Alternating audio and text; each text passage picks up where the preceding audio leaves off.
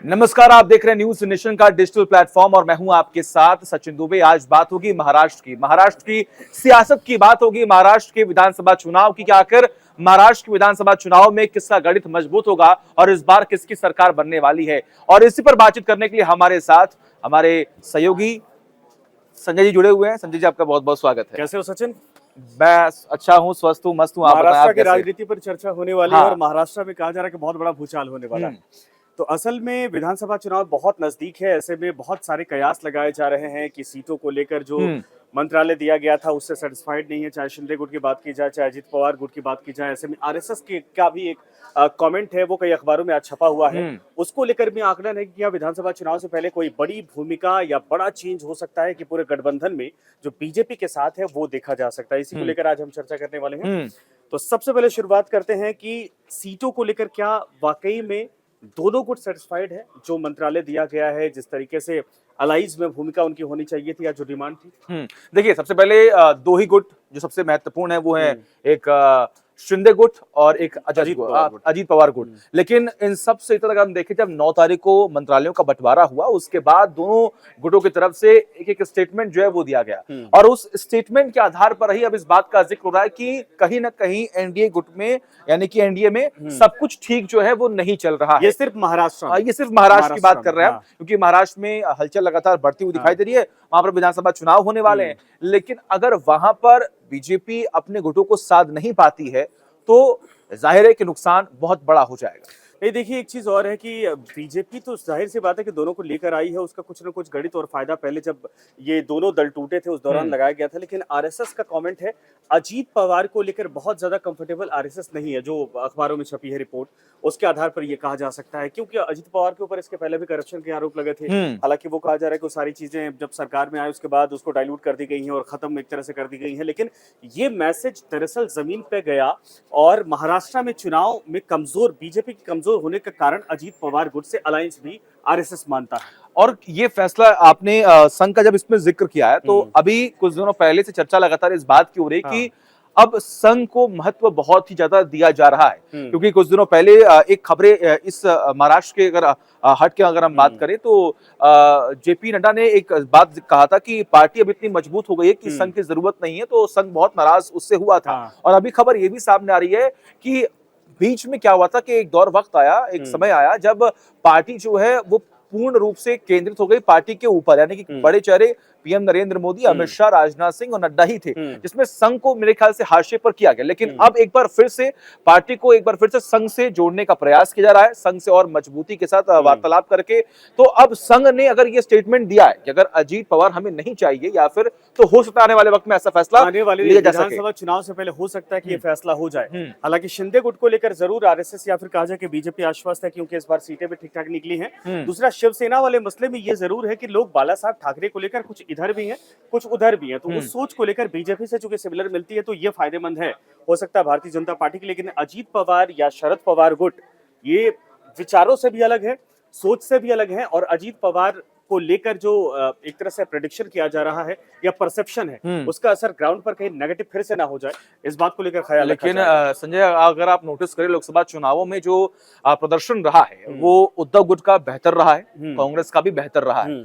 तो अगर बीजेपी अपने गुटों को साध नहीं पाती है तो मुश्किल तो ऑब्वियस सी बात है बढ़ेंगी ही बढ़ेंगी, लेकिन काफी नुकसान सीटों का भी हो सकता है। क्योंकि अगर हम एक तरफ देखें तो उद्धव गुट ने अपने तमाम जो नेता हैं, जो कार्यकर्ता हैं, उनको ये कह दिया है कि हम जो है अधिक से अधिक सीटों पर चुनाव लड़ेंगे और आप उस पे काम पे लग जाइए।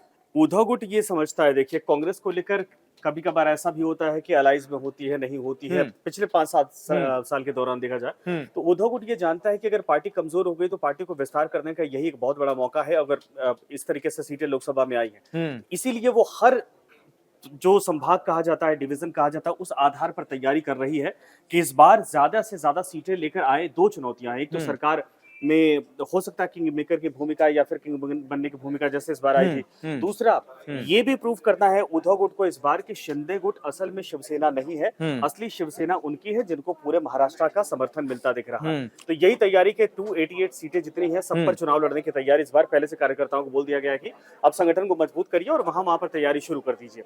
ये एक पॉइंट है। दूसरा ये है, उद्धव गुट जितना मजबूत होगा, आने वाले वक्त में महाराष्ट्र की राजनीति उतनी ही उथल पुथल के दौर से गुजरेगी। बिल्कुल गुजरेगी, क्योंकि वो कंडीशन फिर से आएगी जब आप याद रखिए शिवसेना की तरफ से संजय राउत और उद्धव ठाकरे ही एक ऐसे चेहरे थे, वो चाहे इधर आए तो सरकार बनाए, उधर जाए तो सरकार बनाए।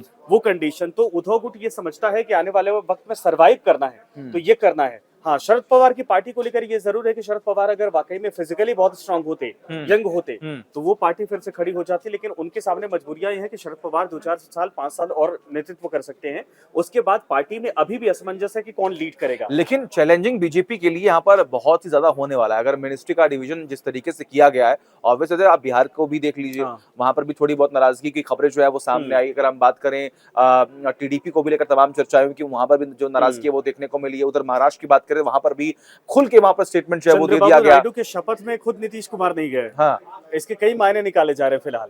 तो ये अलग अलग देखिए, ये कहते हैं ना कि राजनीति संकेतों का पूरा खेल होता है और अलग अलग संकेत यहाँ पर दिए जा रहे हैं। महाराष्ट्र में तो खुलकर ये बोल दिया गया कि हमने अच्छा प्रदर्शन किया है तो हमें सीटें चाहिए।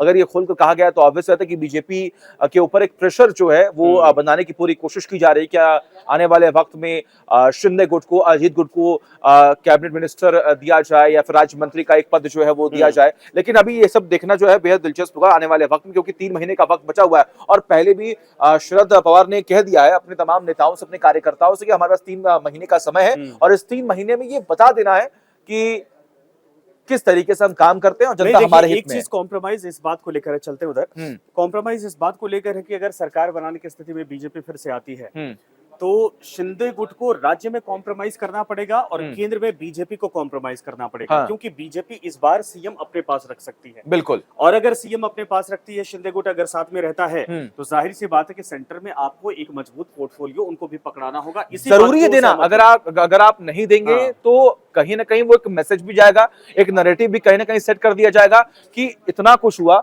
जिस पार्टी में वो लगातार कई सालों से थे, उस पार्टी को तोड़कर आपके साथ आए और आपने इस वक्त उनको मौका नहीं दिया। अगर बड़े भाई की भूमिका में वो नहीं रहेंगे तो यहाँ जरूर कुछ ना कुछ डिमांड करेंगे और अगर यहाँ आप उनको कमजोर करते तो वहां फिर वो सीएम की कुर्सी मांगेंगे। ये बीजेपी के लिए एक तरह से बार्गेनिंग वाली कंडीशन है, इसलिए बीजेपी शिंदे गुट को तो कतई नाराज नहीं करेगी। हाँ, अजीत पवार के आने जाने से मुझे लगता है कि इतना फर्क नहीं पड़ेगा। जो परफॉर्मेंस थी उसके आधार पर बहुत फर्क नहीं पड़ने वाला है। इससे ज्यादा हो सकता है कि बीजेपी ये कोशिश करे कि शरद पवार को साथ में लाने की कोशिश करे या फिर बैकडोर सपोर्ट करवाए, क्योंकि वो इनसे ज्यादा स्ट्रांग दिखाई दे रहा है। हालांकि इसी बीच खबर ये भी है कि अब अगर मान लीजिए मंत्रालय नहीं मिलता है तो राज्यसभा की तैयारी अजित पवार कर रहे कि अपने या मिसेस को या फिर अपने परिवार से किसी को भेज दे। ये दोनों कंडीशन में देखना ये है कि क्या बीजेपी से उनको मिल पाता है, नहीं मिलता है तो वो खुद छिटक कर जाते हैं। और ये लोकसभा चुनाव में हमने ये भी देखा कि शिंदे ने अपना खुदा गढ़ जो है वो हार गए। अगर हम बात करें तो अजीत पवार की वाइफ जहां से चुनाव लड़ रही थी वो भी मेरे ख्याल से वो हार गए।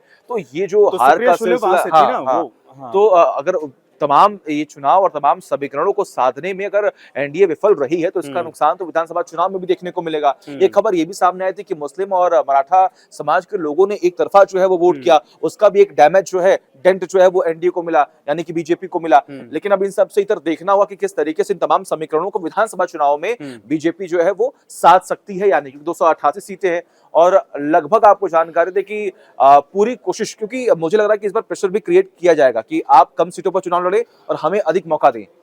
यही तो मैंने कहा, बड़े भाई छोटे भाई की भूमिका। अगर शरद पवार, अजीत पवार गुट ज्यादा सीट की डिमांड करता है तो इस बार अजीत पवार को उतनी सीटें नहीं मिलने वाली हैं, क्योंकि पिछली बार वो अगर उनके पास 40 विधायकों का समर्थन है तो वो शरद पवार के बलबूते था जो जीत कर आए थे। इस बार चुनाव के बाद बहुत कुछ बदलने वाला और चुनाव से पहले भी बदलने वाला है। और दूसरा, शिंदे गुट भी अगर ये डिमांड करता है कि 7 सीटें हम भी लेकर आए हैं तो हमारा भी इतनी सीटों पर वर्चस्व है जहां हम लड़ सकते हैं, तो फिर बीजेपी क्या करेगी? ऐसे में बीजेपी यहाँ बार्गेनिंग करेगी और इसी बार्गेनिंग में हो सकता है कि अजीत पवार गुट छिटके और वो जो सीटें हैं वो शिंदे गुट को थोड़ी उसमें डिवाइड करके दी जा सके और यही दोनों गुट आने वाले वक्त में साथ रह सकते हैं। और सबसे बड़ी बात, महाराष्ट्र में एक बड़ा चेहरा बीजेपी का वो देवेंद्र फडणवीस, और उन्होंने लोकसभा चुनाव में हार की जिम्मेदारी खुद पर ली और उन्होंने इस्तीफा दे दिया। अब देवेंद्र फडणवीस का रोल यहाँ पर बहुत ही अहम होता है, क्योंकि वो दोनों गुटों को किस तरीके से साथ कर रखते हैं, क्योंकि वहां पर तो मेरे ख्याल से वही बात करेंगे, वही कम्युनिकेट करेंगे। अब आने वाले वक्त में देवेंद्र फडणवीस का रोल और उनका कद, उनका पद, इसमें कितना अहम रोल निभाता है। देवेंद्र फडणवीस उस कद के नेता अब महाराष्ट्र में हो चुके हैं जो मुख्यमंत्री पद के दावेदार है, सीधे सीधे कहिए। हाँ।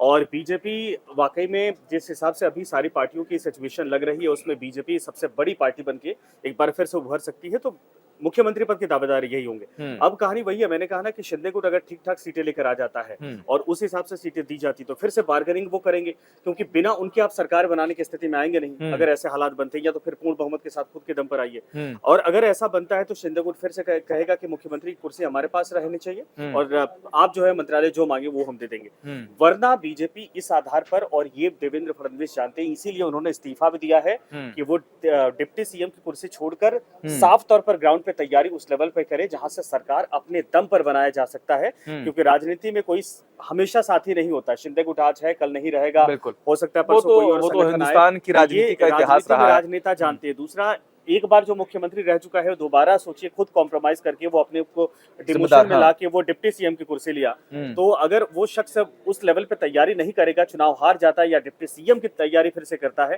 तो उसकी महत्वाकांक्षा, उसकी लीडरशिप पर भी सवाल खड़े होंगे। तो देवेंद्र फडणवीस कई मामलों में बहुत सारी चीजें एक साथ लेकर चल रहे हैं और इसका असर चुनाव से पहले सीटों के बंटवारे पे आपको दिखाई देगा, और उसके बाद अगर सरकार बनाने की स्थिति में बीजेपी आती तो मुझे ऐसा लग रहा है कि इस बार खुद मुख्यमंत्री बनेंगे फडणवीस। तो देखिए, इन सब से इतर तमाम बातें जो है वो लगातार होती रहेंगी। फिलहाल महाराष्ट्र की हमने बात की। आपको हमारा ये वीडियो कैसा लगा? इस वीडियो को देखिए पूरा और शेयर भी कीजिए और देखते रहिए न्यूज़ नेशन डिजिटल।